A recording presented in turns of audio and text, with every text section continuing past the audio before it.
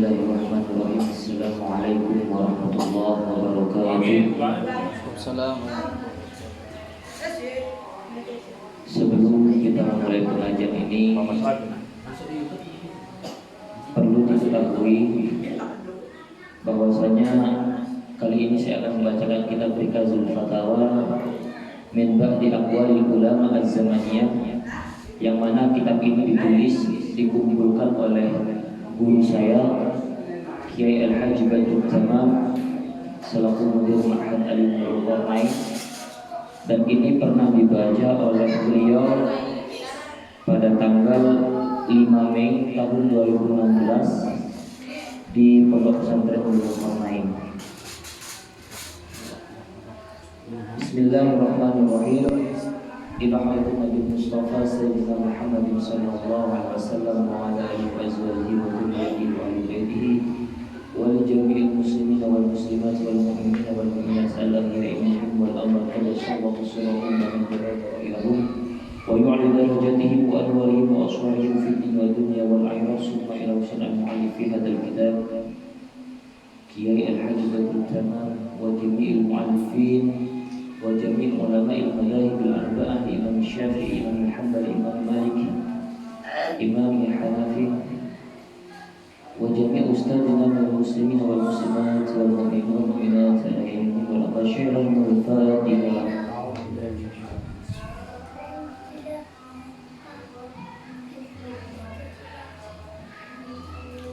Bismillahirrahmanirrahim.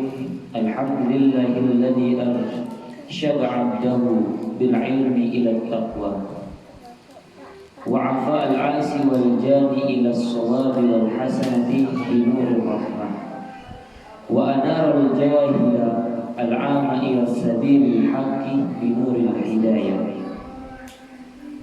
Jadi muqaddimah, segala puji bagi Allah yang mana Allah tersebut menuntun umatnya ke jalan takwa dengan berilmu. Jadi kita itu menempuh jalan takwa, menempuh ketakwaan kepada Allah perlu dengan ilmu. Karena tanpa ilmu kita tidak tahu apa perintah Allah dan apa larangan Allah. Dengan demikian Allah Subhanahu wa taala arsyada 'abdahu bil 'ilmi ila taqwa, mengutus hamba-hambanya menuju jalan takwa dengan cara berilmu. Karena tanpa ilmu kita tidak bisa mengetahui mana ijtinabul nawahi dan mana imtithalul awamir, mana perintah dan mana larangan, mana yang hak dan mana yang batil. Wa 'afa al-'asi al-jani ila as-sawabi wal hasanati bi nurir rahmah. Dan Allah akan memberikan pengampunan, memberikan pemaafan kepada seorang hambanya yang bermaksiat kepada Allah, yang mana setiap manusia yang melakukan kesalahan, manusia yang melakukan maksiat kepada Allah itu akan diampuni dosanya, akan diampuni kesalahannya oleh Allah Subhanahu wa taala. Dengan cara apa? Di sisi lain dengan cara binurul rahmah, Allah tersebut memberikan cahaya rahmat kepada hamba-hambanya. Wa anarul jahil al-'ama ila sabilil haqqi binuril hidayah. Allah Subhanahu wa taala akan memberikan pancaran cahaya kepada orang-orang yang bodoh. Bahasa kasarnya al-jahilin, orang-orang yang bodoh, tapi tidak semua manusia itu bodoh. Al-'ama yang buta ila sabilil haqqi binuril hidayah. Bahwasanya Allah akan memberikan pancaran cahaya kepada manusia, kepada makhluknya al-jahilina yang masih belum mengetahui, yang masih bodoh, yang masih belum mengetahui tentang jalan kebenaran, wal 'ama dan orang yang buta, dan Allah akan memberikan cahaya kepada yang buta, menuntun agar manusia tersebut berada di jalan yang benar, ila sabilil haqqi. Langsung saja kita beralih kepada fatwa-fatwa ulama. Jadi sebelum kita beralih kepada fatwa, ada sedikit bait dari Burdah. Fa inna fadla Rasulillahi laisa lahu hadun fayu'riba anhu natiqun bifami. Fa inna fadla Rasulullah, karena sungguhnya keutamaan Rasulullah, laisa yang tidak adalah kepada fadlu Rasulillah itu hadun apa batasan fayuriba sehingga bisa mengungkapkan anhu dari fadlun itu keutamaan Rasulullah itu nanti pun siapa orang yang berbicara bifami mengungkapkannya itu dengan lisan bahwa Rasulullah SAW memiliki kelebihan atau keutamaan yang tiada batas. Saking banyaknya keutamaan yang dimiliki Rasulullah sehingga orang yang berbicara seperti kita, malaikat, bahkan nabi-nabi sebelumnya bisa mengungkapkan kelebihan-kelebihan Rasulullah. Karena saking banyaknya. Jadi bahwa Nabi itu adalah as-siddiq, Nabi itu adalah al-amin, Nabi itu adalah amanah, Nabi itu adalah tabligh, kemudian banyak saja Nabi itu fatona. Saking banyaknya itu baru 4, tapi yang lain Nabi itu orangnya dermawan, orang yang penyabar. Jadi ketika dakwah beliau itu dilempari batu, beliau tidak membalasnya, malah beliau memaafkannya. Ada salah seorang kafir Quraisy yang sering mencaci Nabi, malah ketika sakit beliau jenguk. Nah, ini yang belum kita bisa tiru dari sifat beliau. Kita ketika dicaci oleh orang, bukan malah kita memaafkan, bukan malah kita merelakan kita itu dicaci, tapi malah kita membalasnya.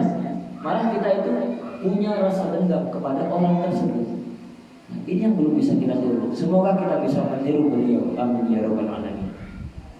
Bismillahirrahmanirrahim. Al-Fatwa. Afta Ibnu Hajar al-Haytami fi ittihafi ahli salam bi khususiyati siyam, bahwa Imam Ibnu Hajar berfatwa dalam kitabnya Ittihaf Ahli Salam tentang kekhususan orang-orang yang berpuasa. Bagaimana isi dari fatwa Ibnu Hajar tersebut? Fadilatus shaum ala iddatin. Fadilah berpuasa itu sangat banyak bilangannya. Namun di sini tidak dicantumkan semua, hanya sebagian yang sekiranya menyentuh hati kepada kita semua, agar kita itu semangat untuk melaksanakan ibadah puasa, baik itu ibadah puasa sendiri, baik hal-hal yang berkaitan dengan ibadah puasa seperti sholat tarawih, i'tikaf, sedekah, memberikan takziah itu. Minha qauluhu sallallahu alaihi wasallam, as-siyamu nisfus sabr was-sabru nisful iman. Bahwa dikatakan, disabdakan oleh Nabi Muhammad SAW bahwa puasa itu adalah separuh dari kesabaran, sedangkan kesabaran itu merupakan separuh dari iman. Kenapa demikian? Karena ketika kita melihat definisi puasa, bahwa puasa secara bahasa adalah menahan, secara istilah adalah menahan diri dari hal-hal yang bisa membatalkan puasa, seperti makan, minum. Apakah itu saja definisinya? Tidak. Ada definisi lain. Tidak hanya membatalkan puasa, melainkan puasa itu adalah menahan diri dari hal-hal yang bisa membatalkan pahala puasa. Seperti apa itu? Seperti riba, berdusta, kemudian mencaci orang, membicarakan ya ghibah itu membicarakan kejelekan orang, melakukan maksiat kepada Allah. Itu bukan, memang puasa kita tidak batal, tapi pahala puasa kita sehari penuh itu batal. Jadi apa gunanya kita puasa kalau tidak mendapatkan pahala? Di situ dikatakan kita itu harus menahan dari segala itu, sehingga dikatakan bahwa puasa itu adalah nisfus sabri, separuh dari kesabaran. Karena kita diuji, kita benar-benar diuji dari berbagai ujian. Seperti halnya kita itu diuji, ada yang tidak berpuasa sedang menampilkan makanan yang lezat yang tidak pernah kita makan sehingga lidah kita ngiler bahasanya, sampai nah kayak gitu sampai berbunyi-bunyi merasakan keenaan. Nah di situ kita diuji sehingga kalau iman kita tidak kuat, kalau kesabaran kita tidak kuat, kita akan jatuh ke lubang itu. Kita akan melepaskan puasa kita. Nah dengan demikian, saya mengutip pendapatnya Imam Al-Ghazali untuk menjaga kesabaran dari puasa ini, bahwasanya kita itu harus benar-benar menjaga hati kita. Bagaimana hati kita itu tidak dikuasai oleh hawa nafsu. Memang kata-kata orang itu bahwa setan itu ketika bulan Ramadan itu dibelenggu. Memang, saya sepakat. Tapi nafsu kita, nafsu amarah, nafsu lawamah, nafsu mutmainnah kita itu tidak bisa dibelenggu. Karena ketika sudah nafsu kita, hawa nafsu kita menguasai hati kita, maka kita akan terjerumus ke dalam jurang tersebut, di jurang nafsu itu. Karena Imam Al-Ghazali mengibaratkan hati manusia, hati seorang hamba itu adalah raja. Anggota badan kita seperti mata kita, lisan kita, tangan kita, kaki kita, otak kita itu adalah prajuritnya. Istilah ketika kita kaitkan dengan tentara bahwa hati ini adalah panglimanya, panglima dari anggota tubuh kita. Jadi apa-apa itu gerak-gerik badan kita itu dikuasai oleh hati. Ketika kita tidak bisa mengontrol hati kita, ketika hati kita dikuasai oleh hawa nafsu, maka perbuatan apapun akan kita laksanakan. Ketika nafsu lawamah, nafsu amarah yang menguasai, maka kita itu akan terjerumus ke dalam hal-hal kemaksiatan.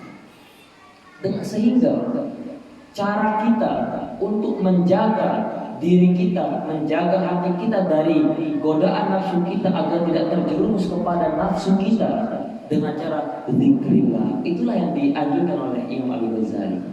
Zikrillah, zikrillah, zikrillah. Mengingat kepada Allah, mengingat kepada Allah.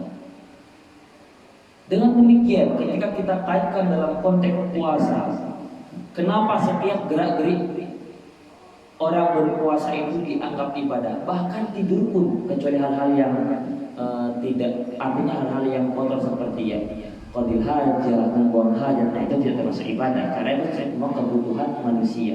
Tidur saja, tidurnya seorang hamba ketika dia itu berpuasa itu dinilai ibadah. Kenapa demikian? Karena ketika dia itu tidak tidur kemudian duduk-duduk berghibah, maka itu sudah nafsu kita itu sudah dikuasai, hati kita itu sudah dikuasai oleh nafsu. Kita duduk santai, atau kalau tidak masak pun kalau kita itu niati ibadah itu akan bernilai ibadah. Kalau kita duduk-duduk selain membahas tentang majelis ilmu, selain membahas masalah ilmu, kita duduk-duduk ngomong kejelekan orang, ngomongin kekayaannya orang ini. Itu apa yang kita dapat? Dosa yang kita dapat, pahala kita hangus, pahala puasa kita. Dengan demikian Rasulullah mengatakan bahwa as-sabr adalah nisfus sabri. As-sabru adalah nisful iman, bahwa kesabaran itu merupakan sebagian dari iman. Kenapa demikian? Karena iman kita itu sangat diuji di bulan Ramadan ini. Tidak hanya di bulan Ramadan, tapi ketika kita merayakan puasa sunnah, puasa nadar, itu memang diuji. Sehingga kesabaran itu dikatakan separuh dari keimanan. Dan semoga kita semua dikuatkan iman kita menghadapi cobaan-cobaan yang sedang berlalu di bulan Ramadan ini. Amin amin ya rabbal alamin. Itu fadilah yang pertama. Fadilah yang kedua, wa minha qauluhu sallallahu alaihi wasallam, wa ala kulli syai'in zakatun wa zakatul jasadi as-siyam. Setiap sesuatu itu merupakan sebuah zakat. Zakatnya badan adalah puasa.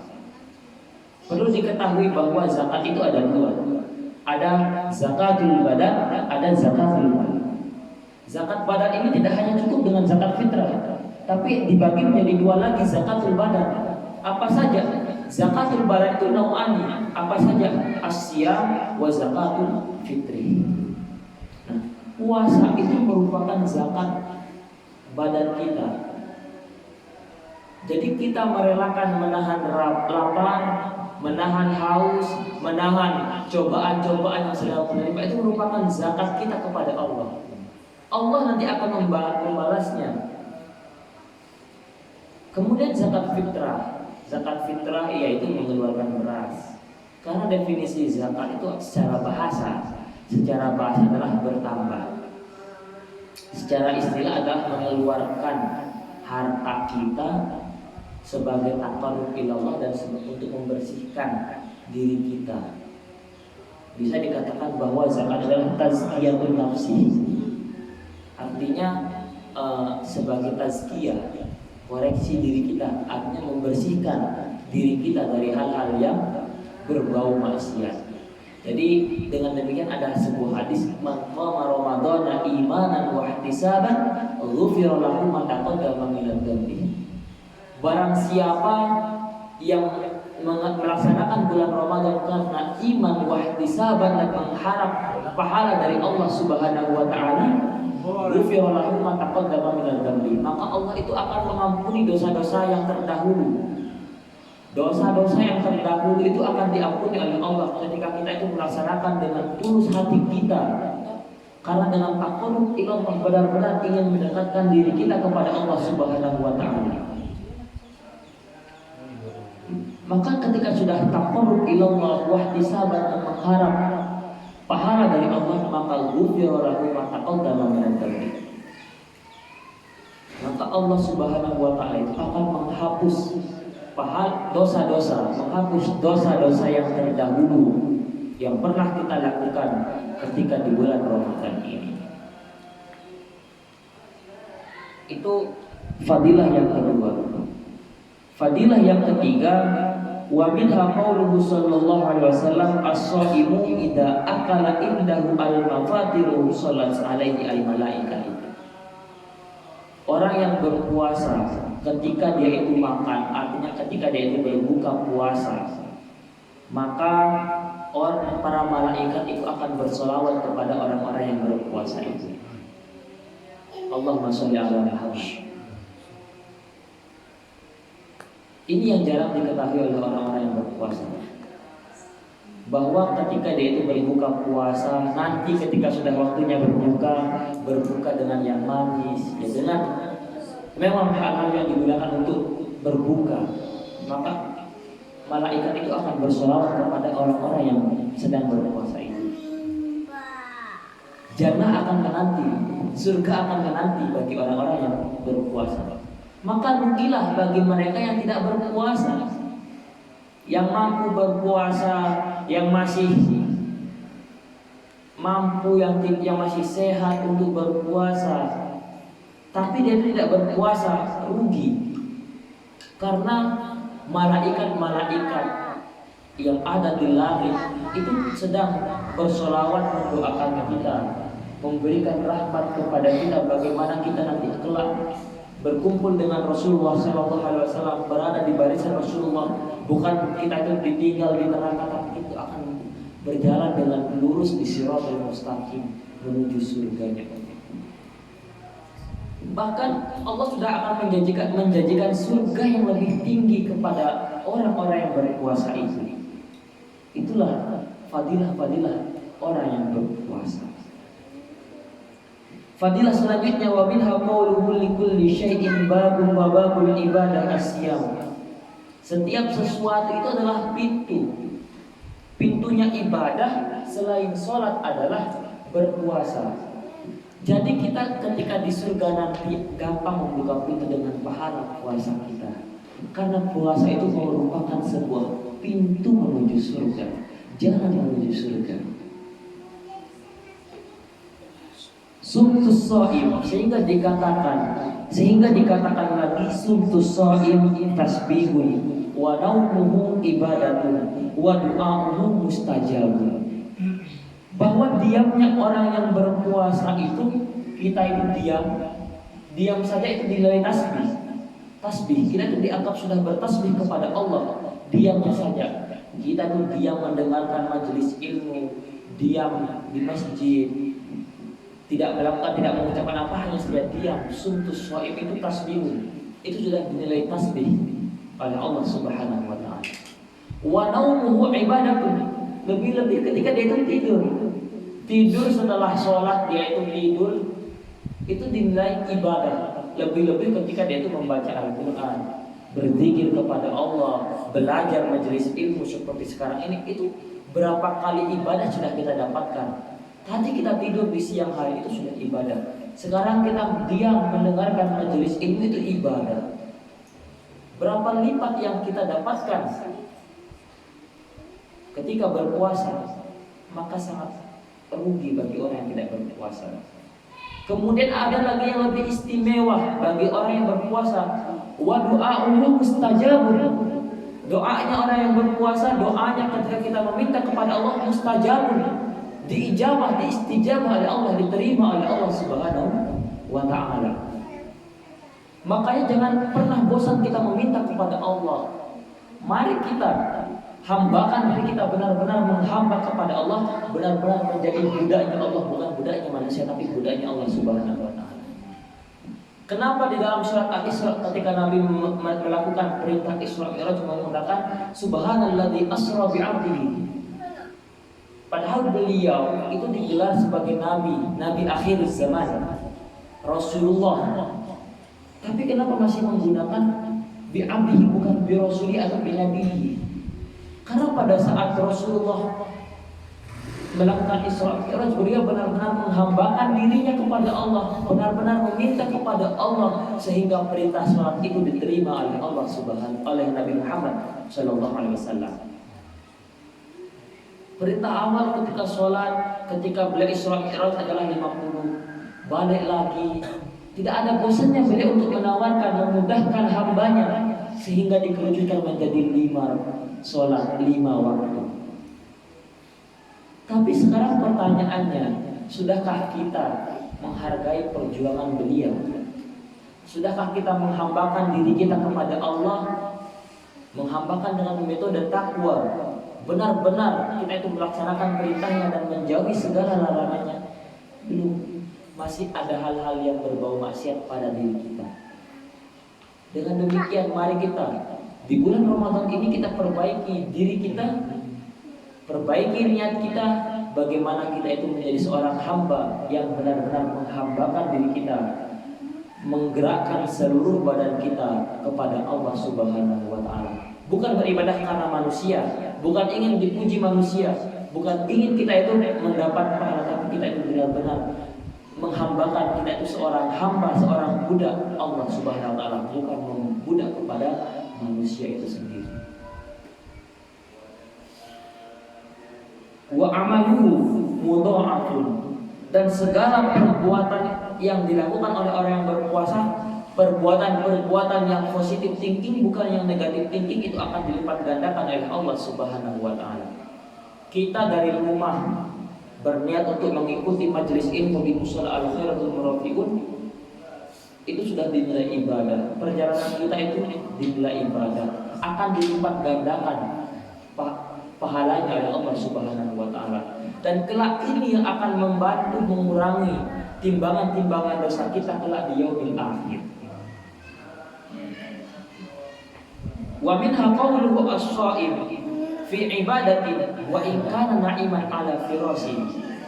Bahwa orang yang berpuasa itu adalah fi ibadatin, dalam suatu ibadah, wa in kana na'iman ala firasi, sekalipun ia itu tidur di ranjangnya orang yang berpuasa itu. Jadi puasa kita sudah bernilai ibadah sekalipun kita tidur. Kita kembali kepada fadilah yang tadi, bahwa tidurnya orang yang berpuasa itu ibadah. Maka segala-gala yang hal-hal yang positive thinking itu bernilai ibadah. Wa minha qauluhu siyamul mar'i fi sabilillahi yawman yub'idu min jahannam masirata sab'ina aman. Puasanya seseorang, puasanya kita itu akan menjauhkan kita dari perihnya neraka jahanam.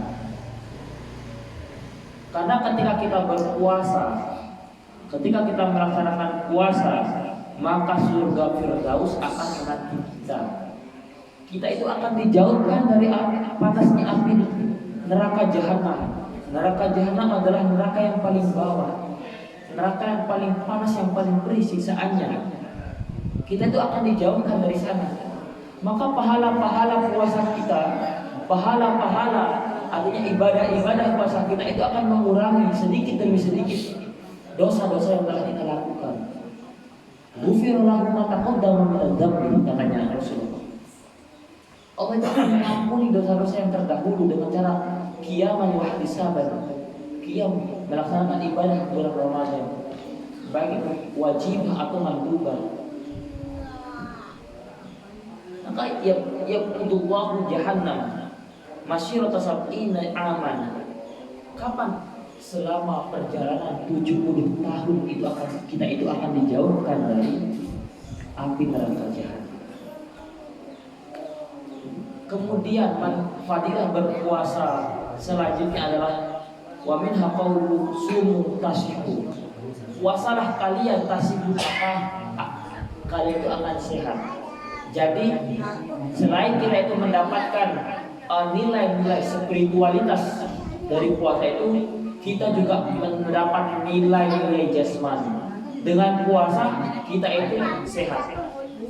Belum pernah menemukan orang yang berpuasa itu sakit. Belum pernah menemukan orang yang berpuasa itu sakit, mati, belum pernah menemukan. Mungkin mati karena sudah umurnya masih segitu dari Allah. Tapi belum pernah menemukan orang mati karena berpuasa, masih sehat-sehat saja. Seperti bapak-bapak dan juga saya, ibu-ibu, diberikan ketegaran tubuhnya berjalan dari rumah menuju mushola, bukan dikasih kelebihan.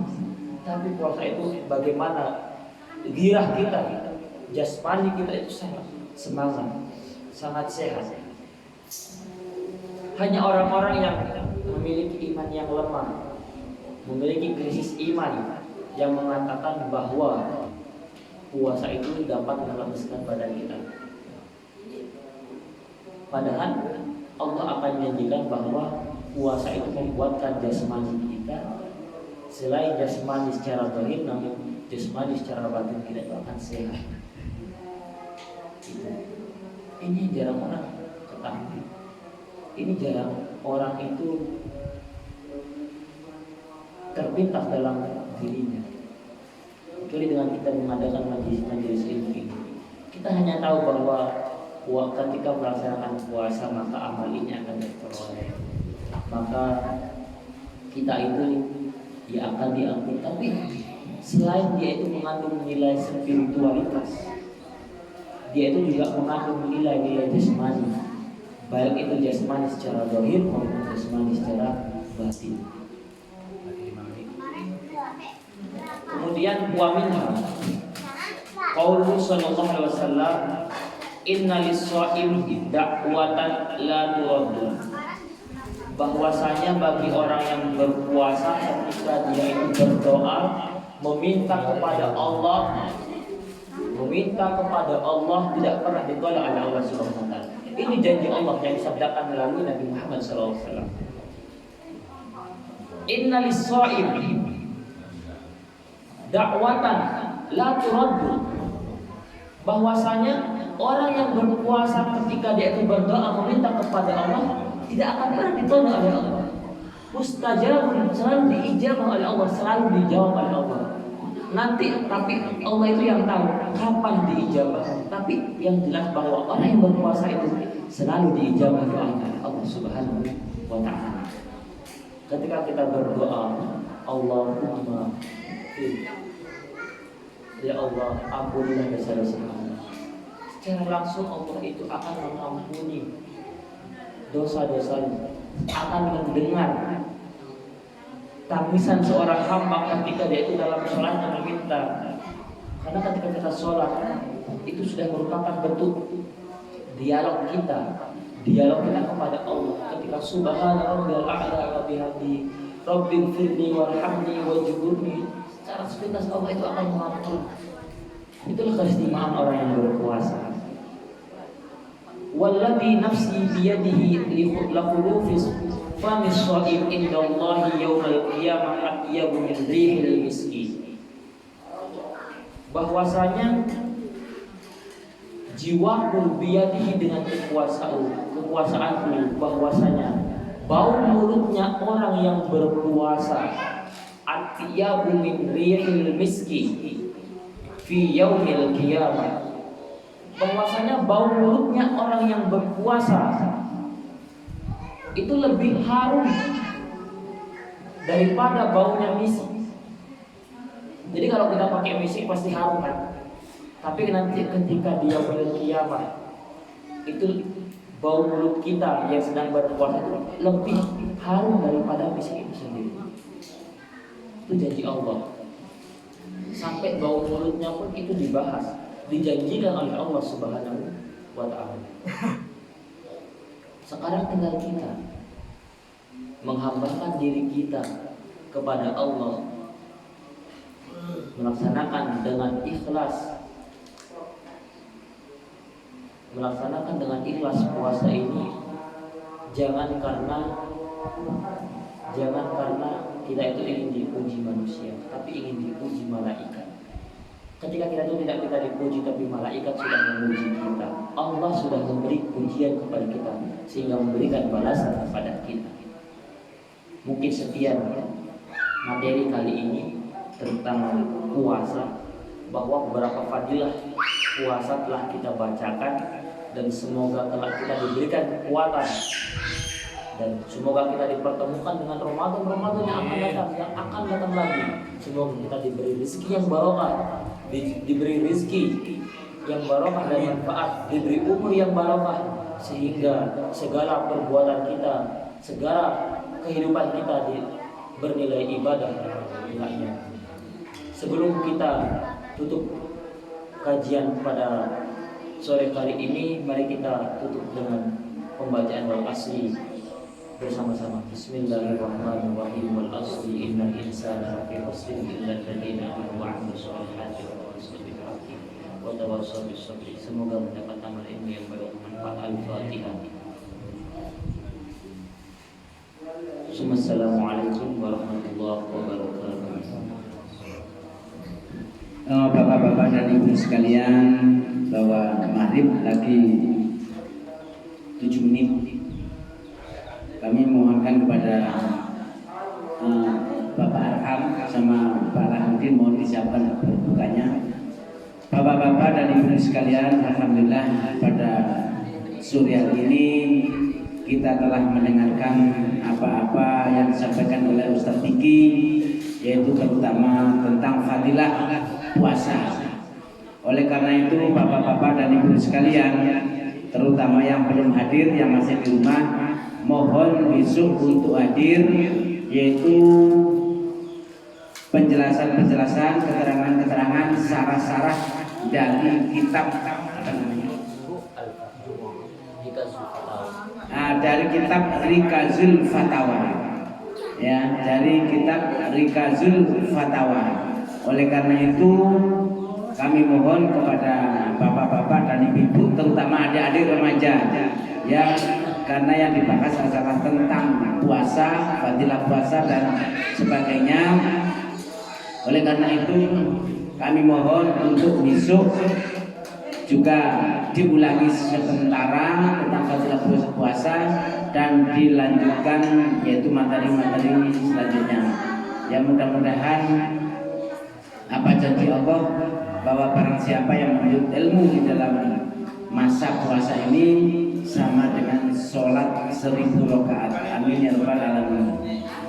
Dan selanjutnya mari kita persiapkan buka bersama, dan insya Allah mulai nanti malam, yaitu balik kaya, atau istilahnya itu memakai kunut, yang insya Allah yaitu tarawih yang dipimpin oleh Bapak Haji Sabrudin sendiri. Oleh karena itu kami mohon untuk nanti malam bersama-sama juga ke musala. Sekian, mari kita duduk di muka untuk berbuka bersama. Bismillahirrahmanirrahim. Asyhadu an la ilaha illallah, astaghfirullah.